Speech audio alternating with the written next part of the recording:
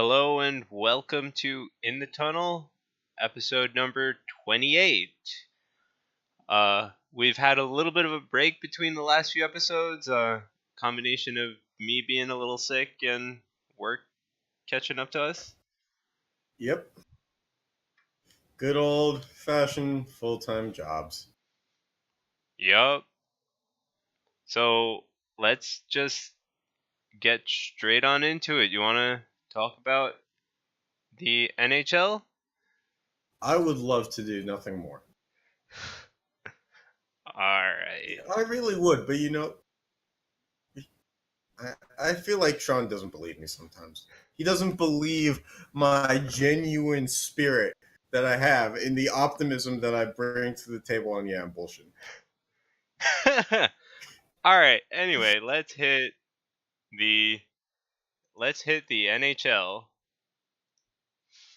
So let's just go straight. All Stars are coming up, and we know the last minute have been decided, but we wanted to do this segment, so we are gonna basically rate and tell you our reasoning for why we think a certain player should have been or is the representative for the last man of the All-Star tournament for their division. All right, so let's just throw a disclaimer out here, a little heads up. We anticipated that we were going to be doing this a week ago or, sometime in the past. We're aware, like, if there's any big hockey fans listening, we're aware of what has transpired. I'm not going to say what has transpired for those who don't know, but we are aware. But we said in our last episode that we were going to do this. We were going to create the bracket. We were going to have some fun with this. So, committed to our craft, we did it. And now we're going to go through it, and we're going to bring it all tied in at the end. For those who are and are not aware, everybody gets treated equally as if we all do not know what's going on. Right. So we're going to kick things off with the Central. So the Central is also the only division that only had 7 people in their last men in vote. And that's because there are only have 7 teams. Yes, really pushing for that. Although that'll be interesting because I know we talked realignment a few episodes. The Central's got to get an 8th team. Someone has to move from Pacific I think or something it's going to be when Arizona. Seattle comes into. Okay, so in 2 years we'll keep doing this podcast just so that we can have like 4 8-team brackets. I think it'd be a good idea for continuity of the show. All right, yeah. So anyway, let's take it away with. I'll start with number 7 because I feel like we should go up. And so 7 in our bracket, we put Tarasenko from St. Louis.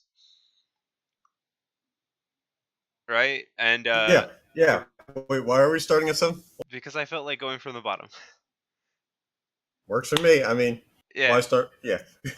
But yeah, because like usually you'd start with 1 and 8, but we don't have a 1 and 8, so we're going 2 and 7. All right. Yeah. So like the reason that Tarasenko's at the bottom is mostly because his team is pretty damn bad. Mm-hmm. And that's an understatement. And I mean his stats are decent, but I don't think they're like all-star worthy. Yeah, so at the time that we made our notes, Tarasenko had 11 goals, 11 assists, and 22 points. I'll be the stat checker here. So, I mean, for a superstar, and that's what Tarasenko was, or is, on a lesser team, yes, but no, we've seen what he's been capable of doing in past years. This is nowhere near it. Right. He's on this list because he's a superstar on a lesser team. So they gave him a shot.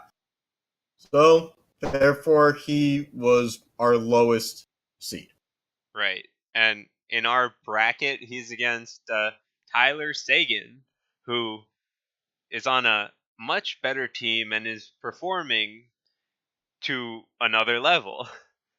Right. So stat checker, 13 goals, 23 assists, 36 points at the time that we started our game plan sheet. So, I mean, it's a 14-point advantage, and a team that's doing a lot better. It definitely deserves a higher seed from both standpoints that we were looking at in terms of performance and team performance.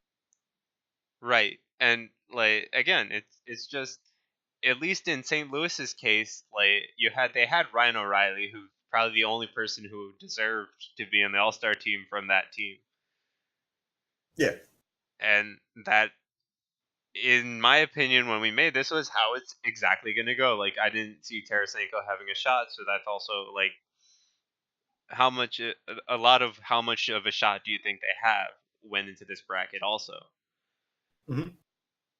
And Yeah. so that's why Tarasenko had 7 and Sagan has 2. Yep. So All want to? right. So now let's move to the 4-5 matchup, Yep. and then we'll go down to the uh. So our 4 seed, we had Zach Parise, 35 points behind a team that's been kind of iffy this year. Uh, it's at the beginning of the season they were like top 3 in their division, kind of up, but lately, they in the last few weeks it's kind of gone a little downhill.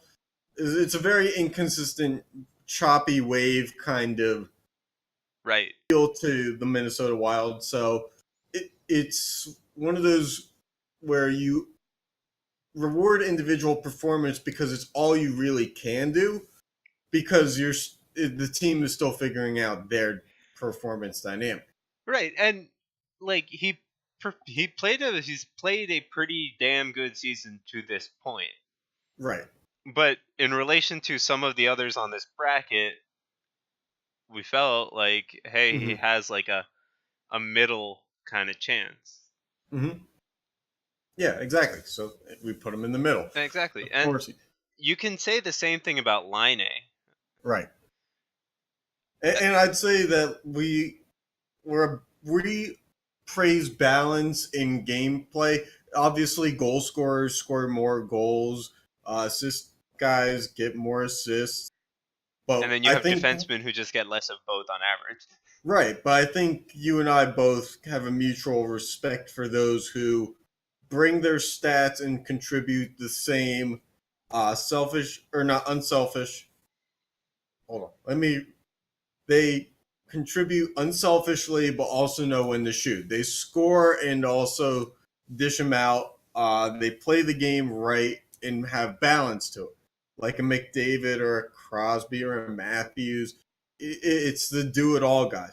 So I think in that sense, we put Parise above Line A because Line A at 24 goals, 7 assists. Right. I mean, correct me if I'm wrong. I don't want to speak on behalf of you. Oh no, I agree. Like Parise's game was more rounded. I agree Mm-hmm. with that. And you're looking at all stars. All stars, like I mean, you have the Ovechkins of the world who like gets 30 goals and 0 assists, but Yeah.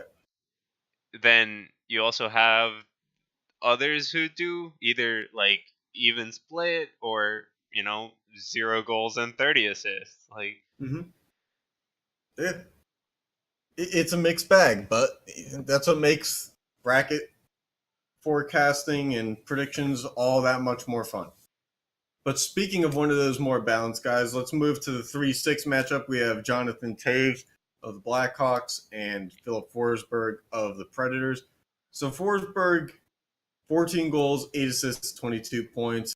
Jonathan Taves, 16 goals, 20 assists, 36 points. And that's for a team like the Blackhawks who are in a rebuild. They're like, obviously they still are trying to remain competitive right, because that's what they've been used to for the past X amount of years. But right. it's still Jonathan Taves. Yeah, I mean, to be fair though, he's still like he's getting older, but he's still He performing is, at a but level above right, but most. right, exactly. And he's getting older, as is Crosby, as is Ovechkin, as are all these other guys. Where Taves was in the top 10 list the same time as those guys were in their prime. I'm not going to say that the Blackhawks having a down year is an excuse for him doing bad. But I'm not gonna sit here and say like because he's getting older, that's an excuse No, for but performance on an I individual. mean, he also Taze is the one of the duo in Kane and Taze. Kane is the scorer. Taze is the helper. So when the Right. team is I on a understand slump, that, but when Taze go takes a ahead, hit. and that's fine.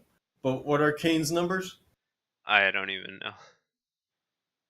All right. Why don't you tell us about why we had Landeskog at number one while I look up Kane's numbers? Okay, so at least for me, Landeskog was number one because not only did he put up the better numbers out of everybody else on this chart, but his team is doing really, like, I think the Avalanche are surprising a lot of people, and Mm-hmm. it shows in how the rest of his team is performing too. And even at his scoring level, they still have others who are close to there. So it's a lot of a team game, and they're all feeding off each other. But still, it doesn't take away from him. Yeah. I mean, it's a team leader kind of Right. like as he goes, the team goes, and that kind of productivity feeds for the other lines. Hmm. Uh Getting back to Kane, he's played in 47 games, 27 goals, 37 assists, and 64 points. Now, if you're going to tell me that Taves is the assist guy of that duo, 27 goals isn't exactly, anything to sneeze at this point in the season for any individual on the Blackhawks. Right. But I mean, like, I just it's just how it has happened though. Like Taze isn't the front runner in scoring out on that team most of the time. Mm-hmm. So, I mean, I'm just speaking from history, I guess. Oh, it definitely it kind of has a Tarasenko kind of feel to it. Whereas like Taves is a superstar, one Hmm. of the NHL 100 guys at this, and Yep. you can't leave him off, especially because it's like who else on the Blackhawks is there to put on this list? Right.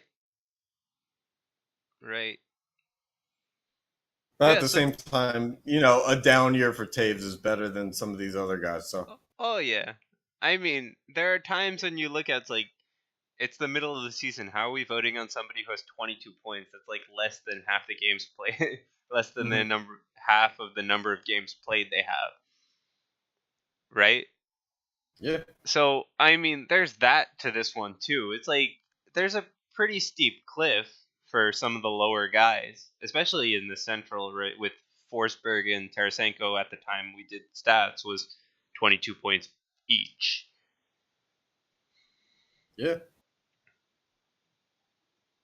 Yeah, All so right. like I mean, I fully expect when I saw this bracket that even though Sagan, in my opinion, was really close, I fully expect that Landeskog wins it. What about you? Let's see. So let's do a little forecasting of the bracket. Let's play this out a little bit. I think clearly you take Sagan over Tarasenko.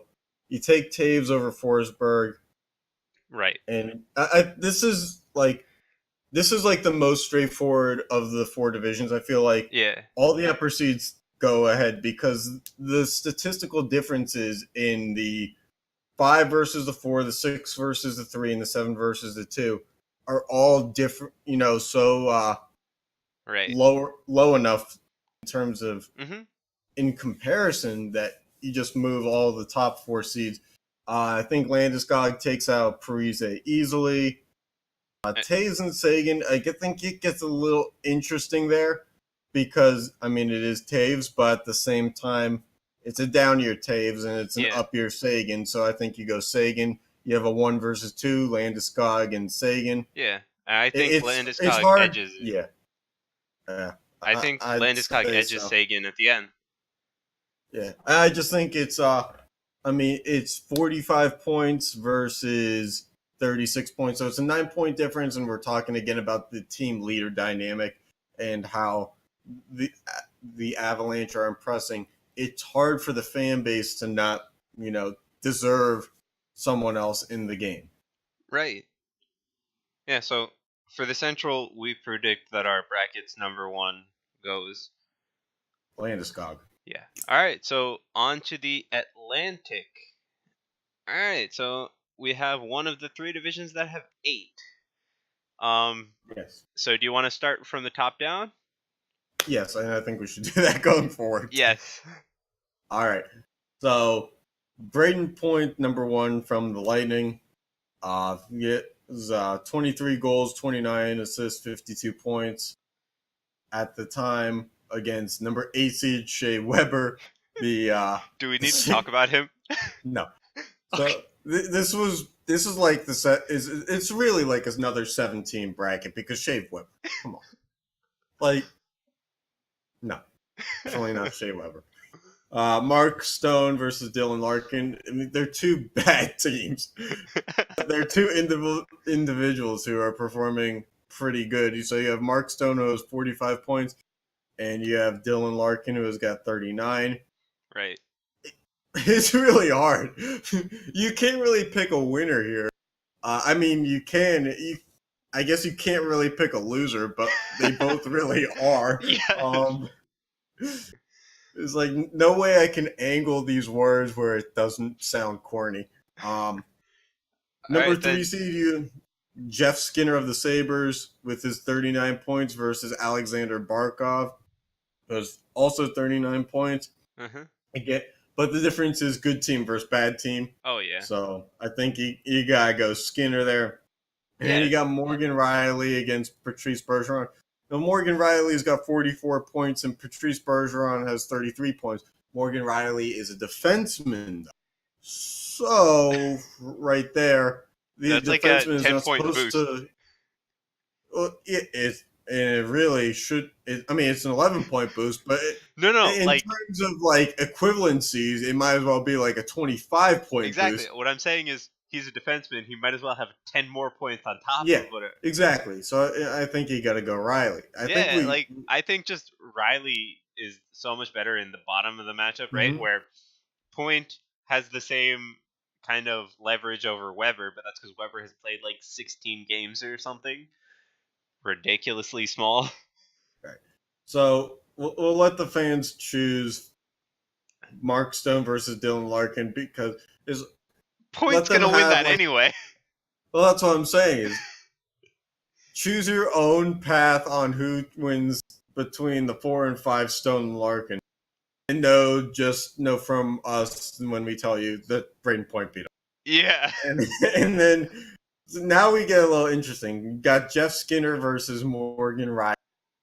Right, yeah. This is a tough one. You I can't really go wrong here. Yeah, I know. And see, Skinner is so surprising in the fact that how well he's doing with the young team as the Sabres are, but I don't think I can turn away from the fact that Morgan Riley has 44 points and as a defenseman and is not in the All-Star game unless he makes it in through last minute. Yeah, I mean, if there's anyone who deserves to make it, it's Morgan Riley or Jeff Skinner. But if only one of them can make it, Yeah, I mean, you especially take with that whole Braden Point thing being there, whew, that's tough. yeah, like Point, Riley, and Skinner, they all should make the All-Star team. They've all Yeah, played so well, but yeah, exactly. it's one of them, and it sucks having to like chop Skinner or Riley off here. Yeah, but it has to be done. So who are you picking? I like Riley. All right. So Riley over the feel good story. Yeah. But It's then not bad. I think Riley takes the full thing if I were to choose. Right. I was about to say the same thing. I think based on the equivalency we put into in the statistical imbalance for a defenseman versus a forward, it's really like more like neck and neck Right. between Riley and Point. So I think you got to take Morgan Riley. You got to take the extra defenseman because, Yeah. especially if your defenseman puts up these kinds of numbers offensively, it might as well be like in an All Star game. He's just another forward anyway. Basically, I So mean, you they play might as what well 3-on-3. yeah, exactly. So you might as well have some fun with like the imbalanced roster and like be like, oh, look what we're doing. We're We're gonna play putting two out defensemen this we're shift. gonna Oh wait, they're both play forward. three or we're gonna play four defensemen. Ooh, look at this. It's just like four defensemen and one forward. It's like, check this out. This is something else. Yeah. Won't see this again. So yeah, we have, at least I think, and I think you concur with me, that Riley. I mean, I really thought it was between Riley and Skinner more so, but I think Riley is the better Yes, but player yeah, in this it's bracket. on us. We created this bracket. Right. I know. We did not think this through if we were going to try to make like Riley and Skinner in the final two. Right. But I think Riley edges it out anyway because Look, his we put in the show description when we first started this podcast. We don't exactly always know where we're going with this. We thought it was a good idea at the time. It doesn't always work out, so we're having we're fun. just going with it. Yeah, we're having fun, and Yeah. we hope you are All right. because we love you and we care about. So you want to move on? Yeah, I think the more I talk, the worse it's gonna get. All right. So now we're on the Metro. So I think before we even start, I'm going to do the same thing we did last bracket and just throw away the number 8 seed Yeah, in Matt's Zuccarello. why I'm don't you tell sorry, us why any you're Rangers throwing fan away? that might be listening, They're but fine. They it's probably not good. gave up on the season like 5 weeks ago. Yeah, so Backstrom, 14 points is not worthy enough of no making way. an All-Star game. No way. I mean, I saw a stat. The two Sharks defensemen in the past 10 games have had more points than that. In the last 10 games, apiece. Yeah. Defensemen. Yeah. But so anyway, Backstrom moves to face Lior Teravainen. This is, yeah. Anders Lee, 27 points versus Teravainen, who had 29 points. I like Again, Teravainen, actually. yeah, I do too. And Lee has more of the balanced stat line, but I think that the Hurricanes, they're not supposed to be as good as they are. And while the Islanders are playing better than anticipated I too. don't think it's Anders Lee though that you can say they're Right, playing I better don't because think of that him. this is again one of those you need the second candidate because your main guy Barzal is in. I'm assuming it's Barzal. Yeah. And then so it's like who's next on the stat sheet? Anders Lee or someone like that. Right. And this is where the last minute it needs to get a little bit better. You need like a fan favorite or something. Right. But Something that's that like why fan bases can campaign behind. like Chicago chooses Jonathan Tate. Yeah, it is, but it's also because like for Chicago, it's like a no-brainer to Yeah. pick Jonathan Taves. Yeah. So All right. yeah, I think Teravainen goes on. Yeah, let's do it. Yeah. All right, 3-6. Kyle Palmieri of the Devils and Voracek from the Flyers. Yeah. All What? right. So I gotta give it to Palmieri. I mean, I hate the Flyers first of all. I'm kind of a biased Devils fan, so Yes, but you're also like the most like critical Devils fan. When they suck, you're the most honest person about it. I mean, but I do dislike the Flyers pretty openly. I I think really that's thought why you were about to Voracek say is that you have down here. yeah. I really thought you were about to say you have a soft spot for Jacob Boychuk. What? Are you kidding me? Hey man, I have no idea where you're going with this. Oh my god. So yeah, I'm sorry, Jacob Voracek, but you have two hosts that just don't like you. Yeah, I mean, Isn't it funny? I've known you since first grade. I can't read your mind on a Flyers thing. Come on, man. Makes for great comedy though. All right, and It's like I'll take self-deprecating humor. It always plays. so then we have Letang from the Penguins and Fo I can't even pronounce that. Felino, Nick Foligno Felino. from the Blue Jackets. It's Letang. Yeah, It Letang. has to be. It has to be. Foligno is like the A third wheel. 15. He's a 15 point. Yeah, Statistical advantage, and he's a defenseman. right. Yeah, so I mean, Letang wins that. So And then he has to beat Palmieri, right? oh yeah, definitely. All right. I'm not. And then he. I'm a realist, okay? You're not. Yeah, this is. Sean is like the most like realistic, pessimistic, optimistic, depending on where the Devils are at guy. Just it's like cheer up, man. Is like no, they just suck this year. It's like how I am as a Pirates fan. Yeah, but your team sucks like all the time. I'm sorry. Yeah, that's what makes it justified. Yeah, but I still haven't seen the optimistic part of your Pirates fandom. 2013 was a long time ago. Hard to believe that was 6 years ago. Yeah. Anyway, All right, so back to the bracket. Teravainen and Backstrom. I'm Man. sorry, Teravainen. As much as I like Backstrom. the Canes, Backstrom. I mean, even though Ovechkin was voted captain and they replaced him with Kuznetsov, I think. Yeah, someone like that. Backstrom is the third, and he's still doing really good. Yeah. And I just can't. The difference in statistics. I cannot take away from what you have given us. Yeah. And then so yeah, Backstrom and Letang with like another Pens cap thing. Well, woo. Old news, new news. But I wouldn't put a third, another cap in there because they have Holtby and Kuznetsov, right? So what you're saying is you're going to give the Penguins, you're going to give it to Letang based off of like the representation of the team, right? All right, I'm fine with that. I would have said Backstrom just off of off of the stats, and also that Letang, hasn't scored a lot of goals this year. But he doesn't need to. Yeah, he fulfills his job perfectly, and that's there. As much as if Teravainen did other things aside from put up points, maybe, but Letang does other things, and it's not scoring that he's good at.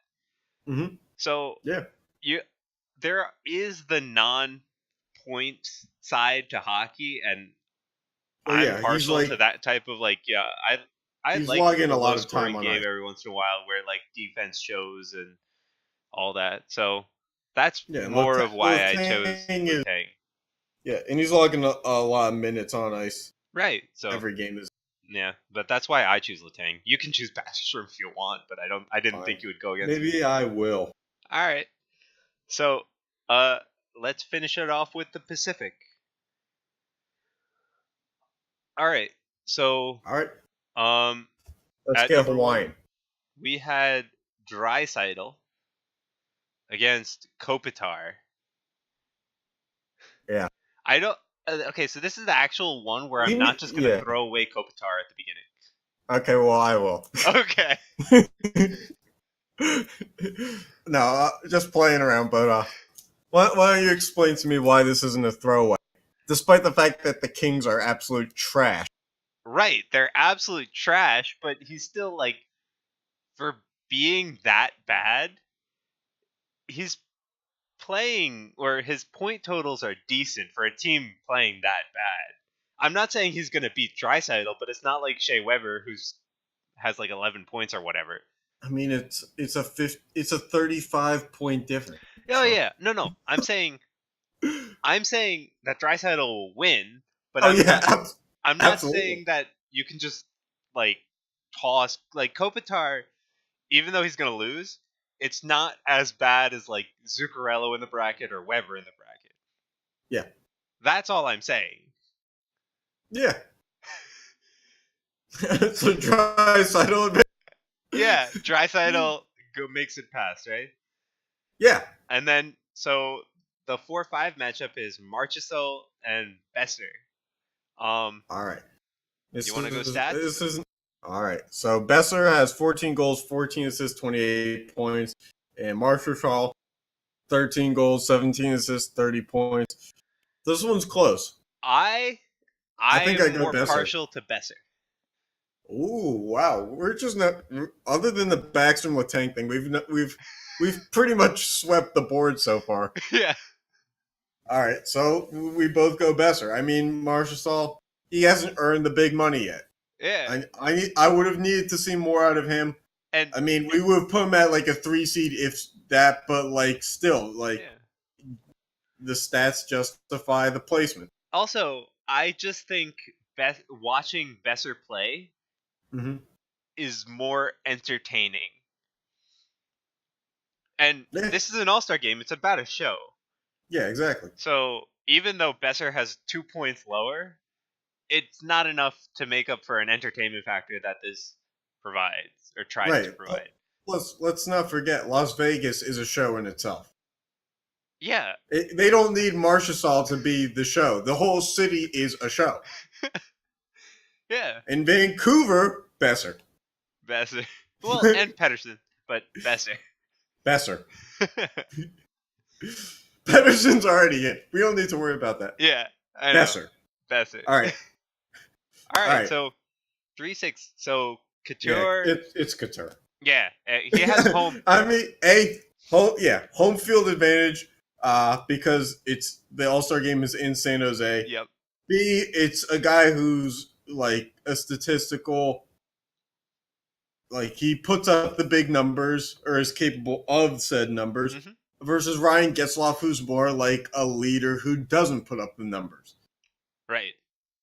He's the tough guy presence. Getzlaf is more of a Yeah. tough guy presence than the like scoring presence that Mm-hmm. that Couture brings. So Yeah, I really should have put like just a picture of Ryan Getzlaf without the eye guard and just be like, that's enough.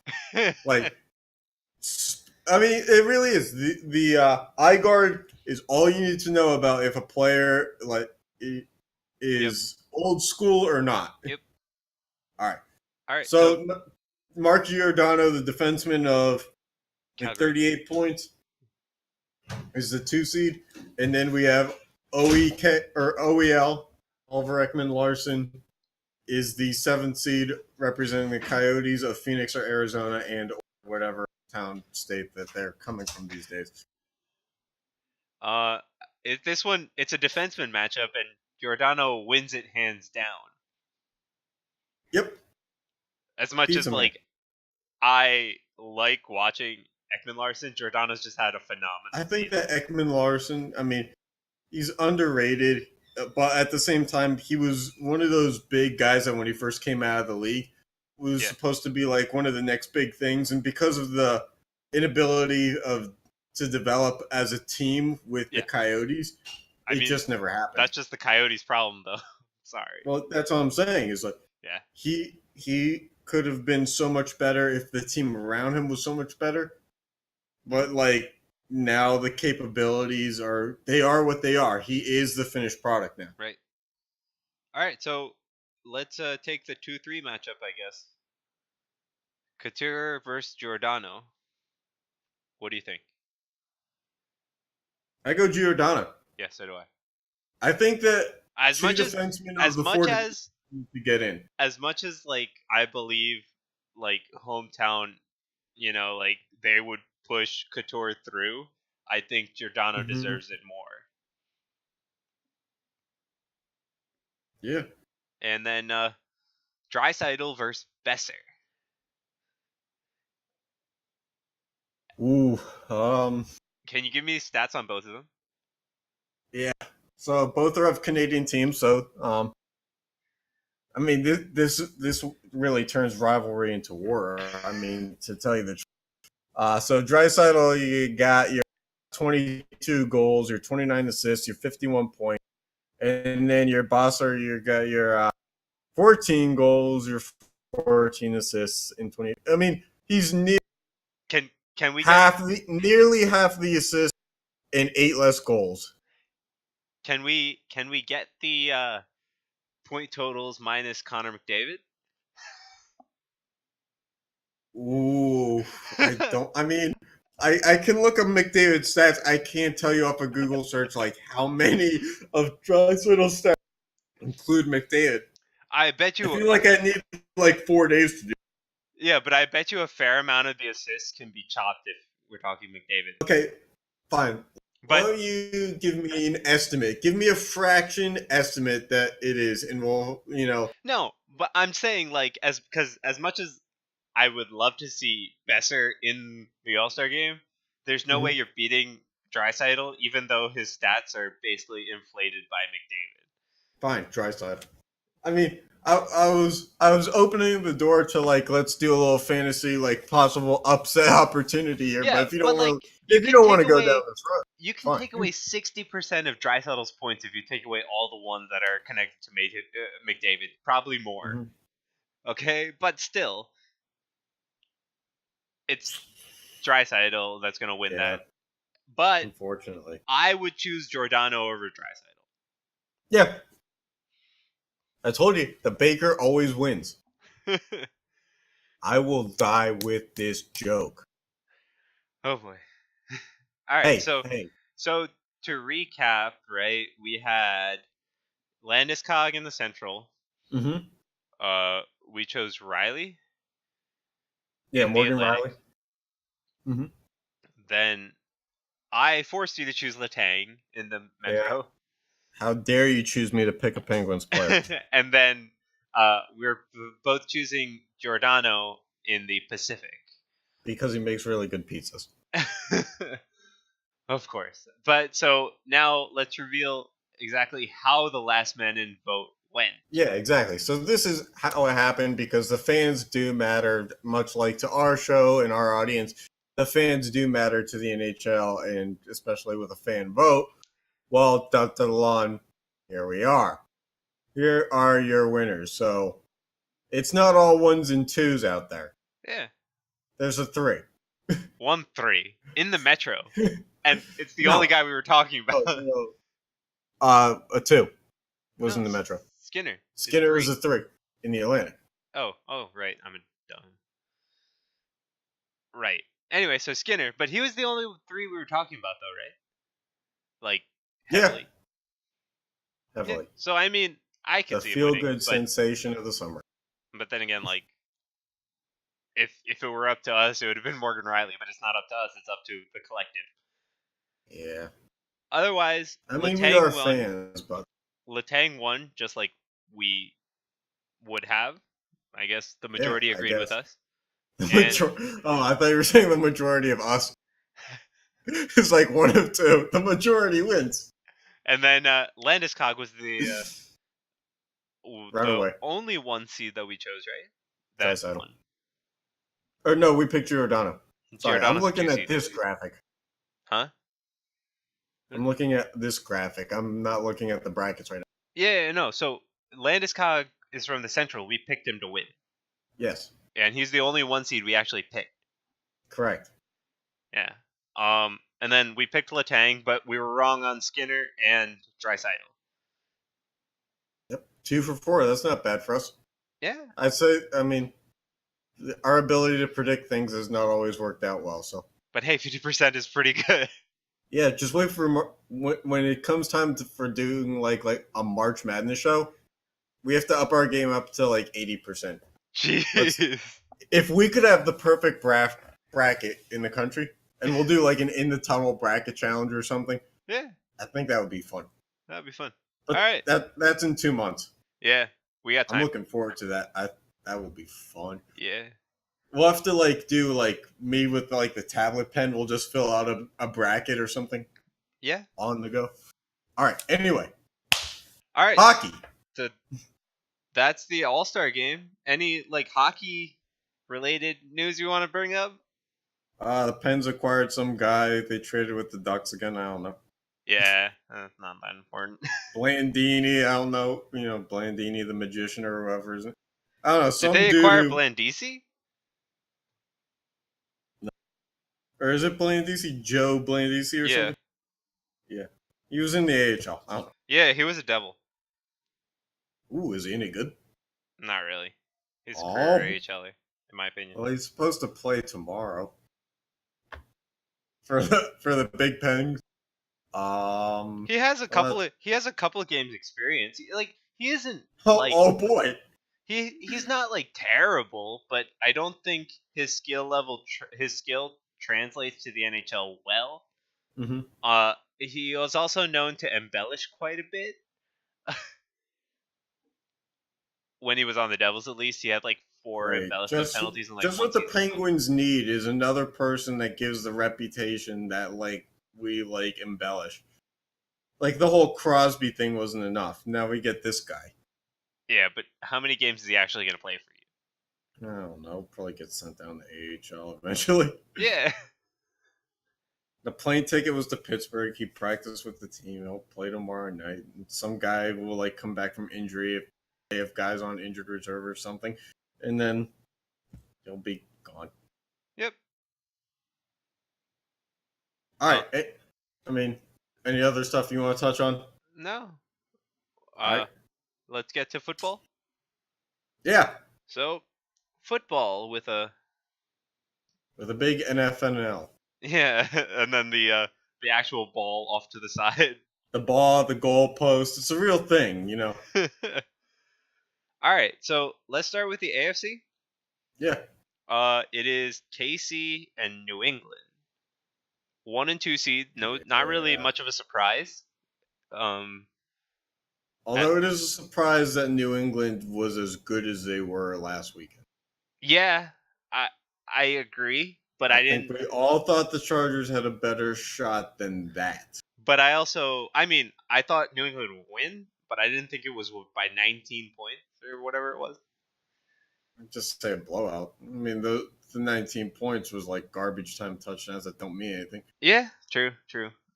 And And then then Kansas City, they beat the Colts, which, I mean, Kansas City really ran them up. yeah, The Colts couldn't stop Kansas City on defense.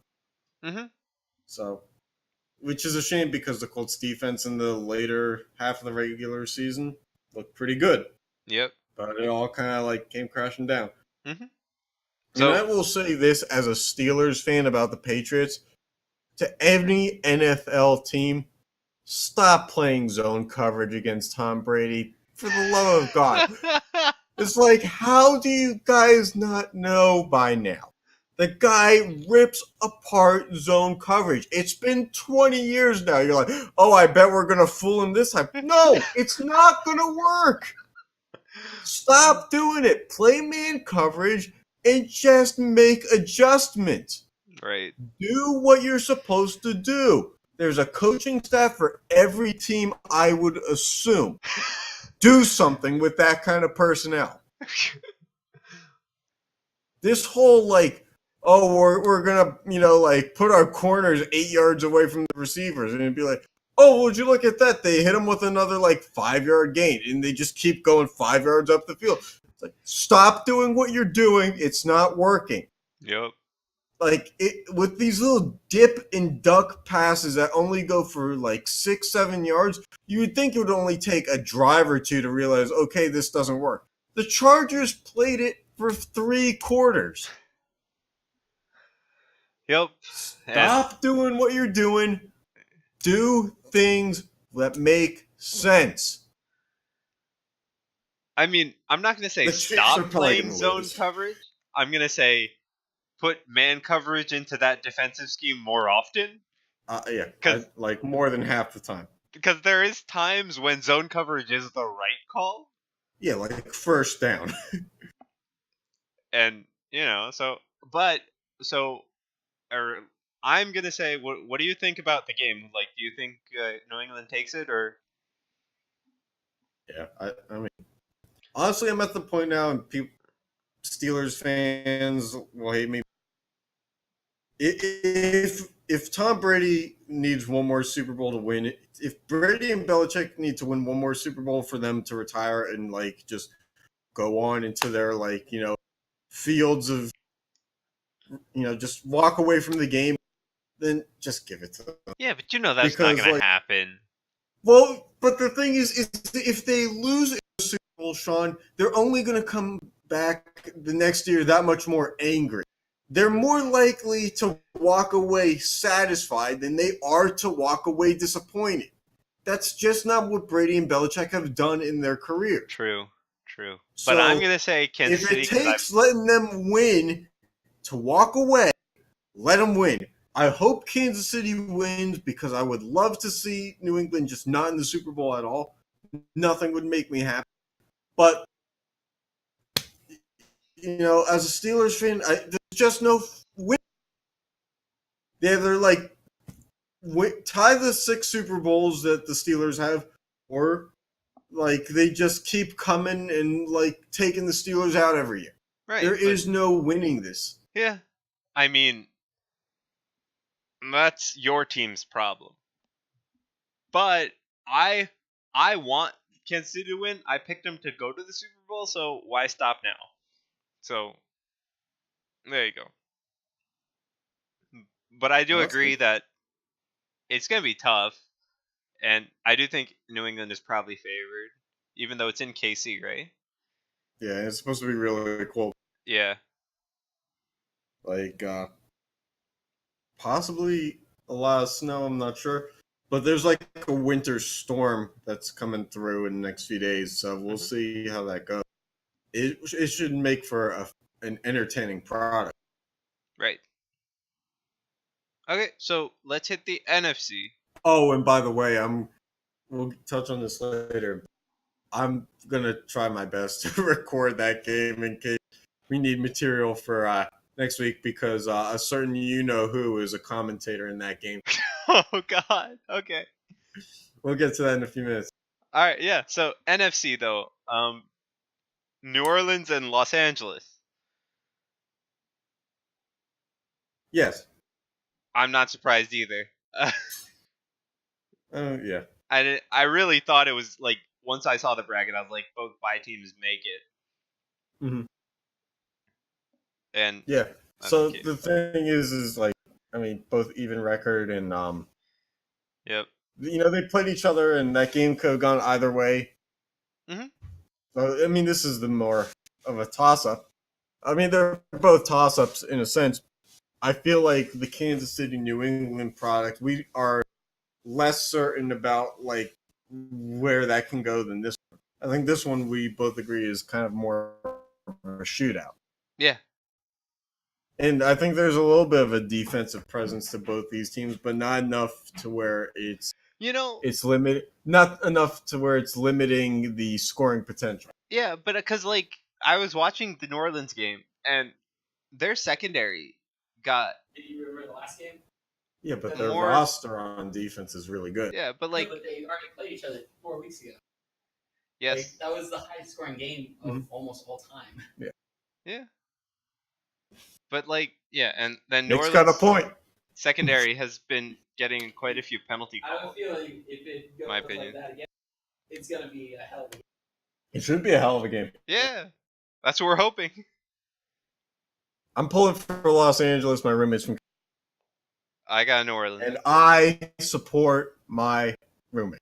I got New Orleans. So we're split. Okay, fine. We'll see who wins, Sean. All right. Go down, Sean. Yeah, Nick says you're going down. All Take right. it or leave it. All right. I'm sticking with my Yeah. Super Bowl prediction from like week 4. Okay. Fine. What, the Colts? No, it was New Orleans and KC. Sure it was.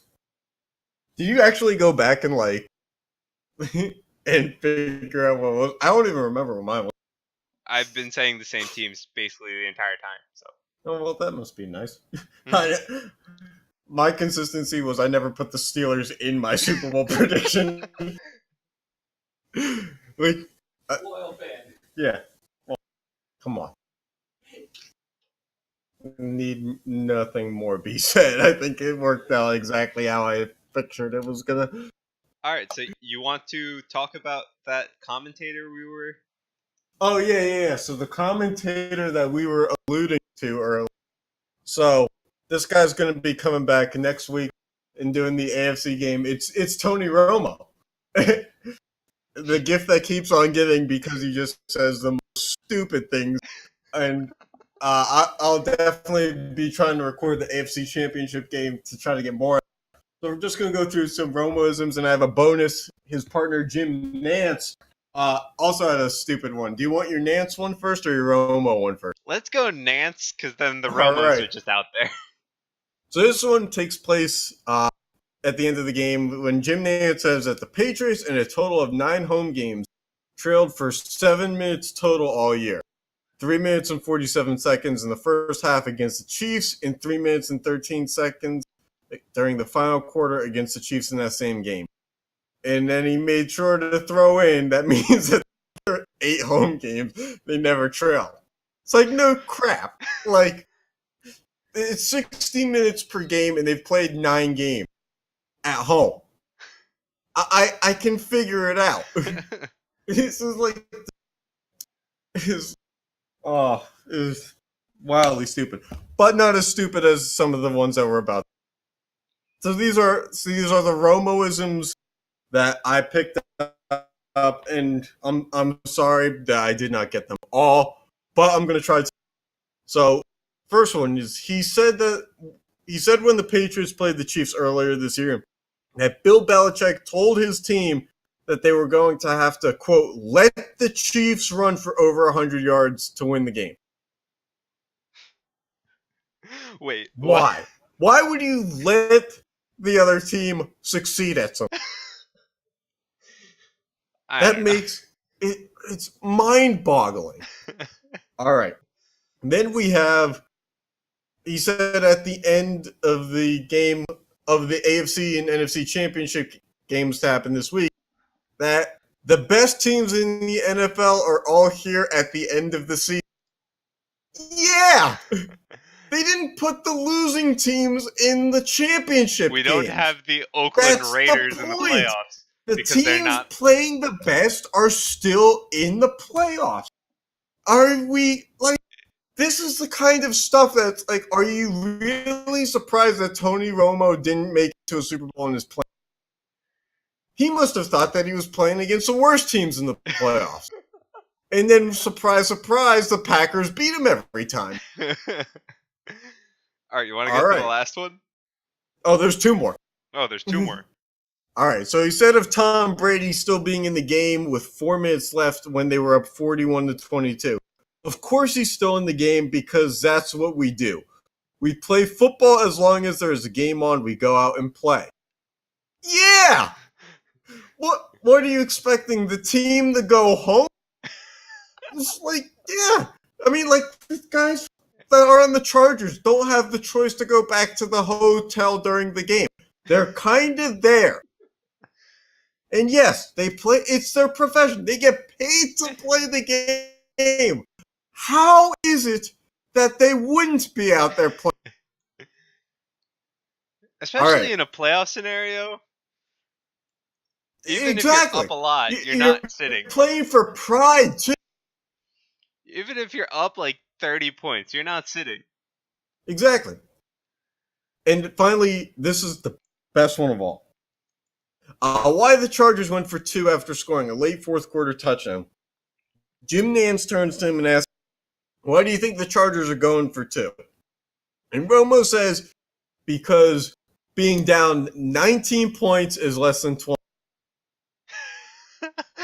No. Oh my. I mean, this is high grade. This is why he came from, was it like Eastern Michigan or something like? He went to such a small school. He must have been like hitting the books really hard instead of being on one of those Power 5 conference football teams. It's like, no crap, 19 is less than 20. It's as if we needed any help differentiating. I mean, unless it's like Tony Romo's kids and they're like, they're homeschooled and they learn from like football game tape. Just a lesson plan in here. By the way, 19 is less than 20. Make sure you put your greater than or less than sign in the middle. It's like, this is the kind of stuff that makes me give up on society. It really is. These are the people that we've hired to tell us and commentate and give us perspectives that we don't know of. They have the access to resources and the time to put those resources into a commentary that we don't have. 19 is less than 20. I'm pretty sure a majority of the population can figure that out. Yeah. What are you going to tell me next? Is like the wheel is round?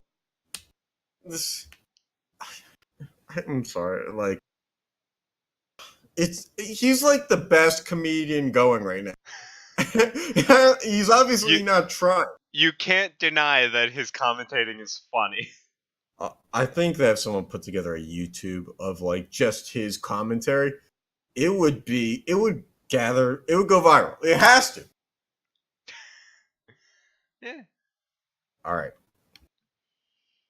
So now we go back to hockey because I think you had a little bit of a commentating deluxe special too. Yeah, so actually, I think we originally found Romo's stuff because I was talking that in a recent, actually, it's not that recent anymore, but the Kings and Pitt game, Snoop Kings and Dogg Penguins. Oh yeah, commentated. Yeah. I have to say, put him in the booth. Why not? that is some of the weirdest commentation I've heard in sports. We need to give the pretense to this too. So when the All-Star game was in Los Angeles a couple of years ago, Snoop Dogg was hired to be like the pre-game DJ, and like big trouble ensued because he did not put the clean version of songs into what he brought to the arena in his playlist. He put in the explicit content versions and blared them in front of 20,000 people.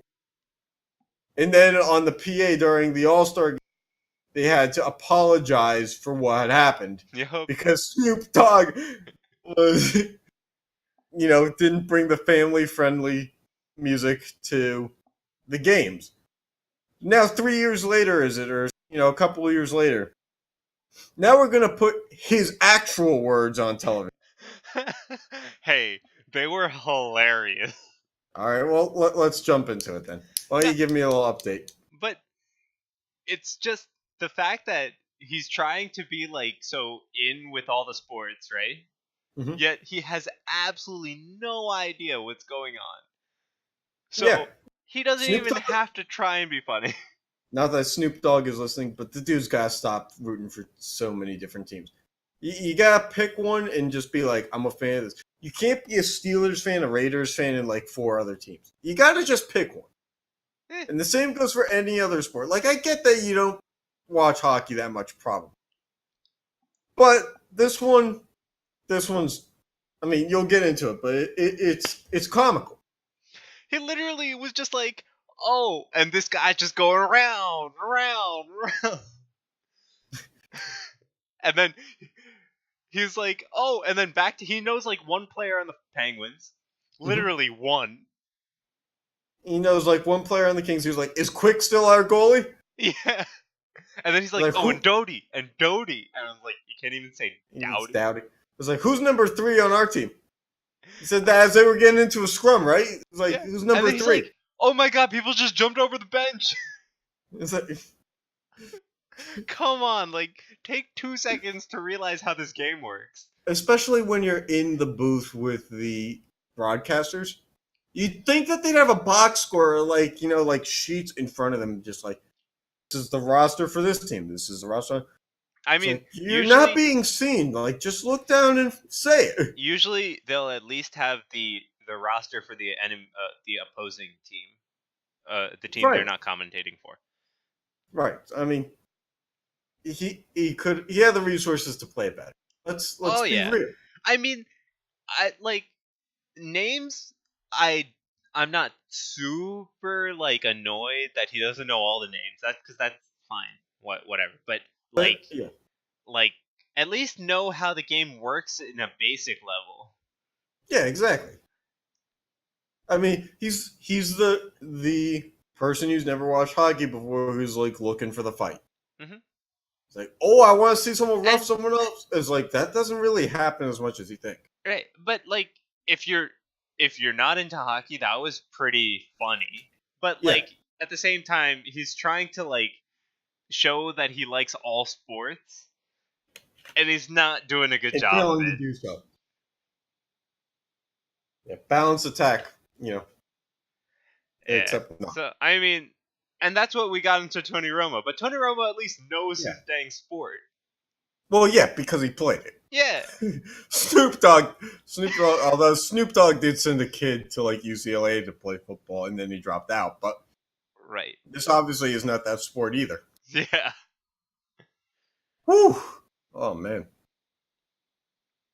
All right. So that was a lot of fun. yeah. Thanks, everybody, for tuning in, and Yeah.